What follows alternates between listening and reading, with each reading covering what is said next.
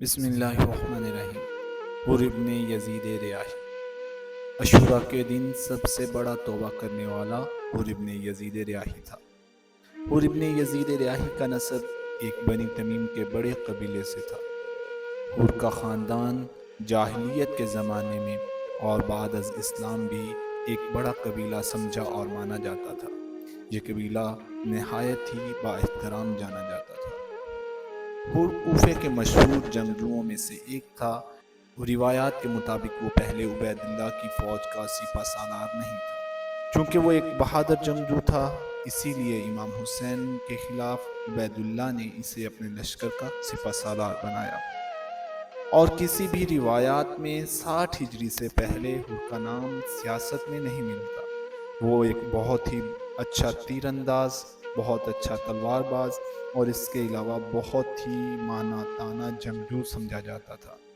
60 ہجری سے پہلے ملنے والی روایات فقط اتنا بتاتی ہیں کہ یہ اہل بیت کا ماننے والا تھا، ان لوگوں میں سے تھا کہ جنہوں نے اپنے آپ کو چھپایا ہوا تھا کہ وہ اہل بیت کے چاہنے والے ہیں۔ تاریخ میں 2 خاندان حر سے منسوب ہیں۔ ایک خاندان مصطفیان قزوین، جس میں عبداللہ موسوی کے نام سے مشہور شخص جو کہ تاریخ گزار ہے، اس کنبے سے تھا، اور دوسرا آل حر جبل امیلے لبنان، ان میں سے ایک شیخ حر ابن عاملیہ کتاب مشہور وسائل شیعہ، یہ بھی انہی کی نسل میں سے ہے۔ یہ 2 گروہ اس بات کے دعوے دار ہیں کہ یہ حر ابن یزید ریاحی کی نسل میں سے ہے۔ حر عبید اللہ کے حکم پہ مامور تھا کہ امام حسین علیہ السلام کے کاروان کو کوفہ جانے سے روکے اور اجازت نہ دے کہ امام حسین اس جگہ کے علاوہ کہیں اور جائیں کہ جہاں پہ امام حسین کو لانے کا کہا گیا ہے۔ اور اس طرح سے حر نے امام حسین کو کوفہ اور مکہ کے درمیان ایک جگہ میں روکا۔ وہاں پہ جب اس کا قافلہ پہنچا تو یہ گرمی کی شدت سے پیاس سے نڈھال تھے اور ان کے جانور بھی ہانپ رہے تھے، تو وہاں پہ امام حسین نے اور امام حسین کے قافلے نے ان کو سیراب کیا اور ان کے جانوروں کو بھی سیراب کیا۔ اور اس کے بعد حر نے امام حسین کے پیچھے نماز پڑھی، اور اس کے علاوہ بھی حر نے امام حسین کے ساتھ وہاں پہ گفتگو کی، اور اس کے بعد امام حسین سے کہا کہ اسے عبید اللہ ابن زیاد نے مامور کیا ہے کہ آپ کو لے کے فلاں جگہ پہ پہنچے۔ امام حسین کو نہ تو آگے جانے کی اجازت ہے اور نہ ہی پیچھے جانے کی، اور نہ ہی کوفے میں جانے کی اجازت ہے، فقط وہیں پہ جا سکتے ہیں کہ جہاں پہ انہیں مامور کیا گیا ہے۔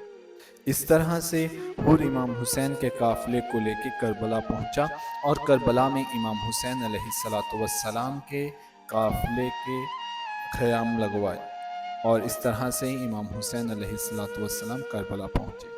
10 محرم کی صبح کو اور بعض روایات کے مطابق 10 محرم کی رات کو حر اپنے بیٹے اور بھائی کے ساتھ امام حسین کے محضر میں آ گئے۔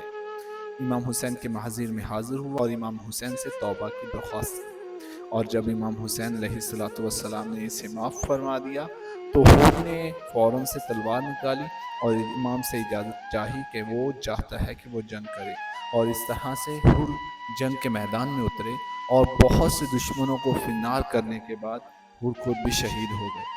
اس طرح سے کربلا کے اولین شہداء میں آنے والا شخص حر ابن یزید ریاحی ہے، کہ جس کے اوپر امام زمان علیہ السلام نے زیارت ناحیہ میں سلام بھیجا ہے۔ حر ابن یزید کے متعلقات یہ تمام روایات مختلف کتابوں اور منابع سے اخذ کی گئی ہیں، جن میں سے رسول جعفریان اور اس کے علاوہ دیگر کتابیں مشہور شامل ہیں۔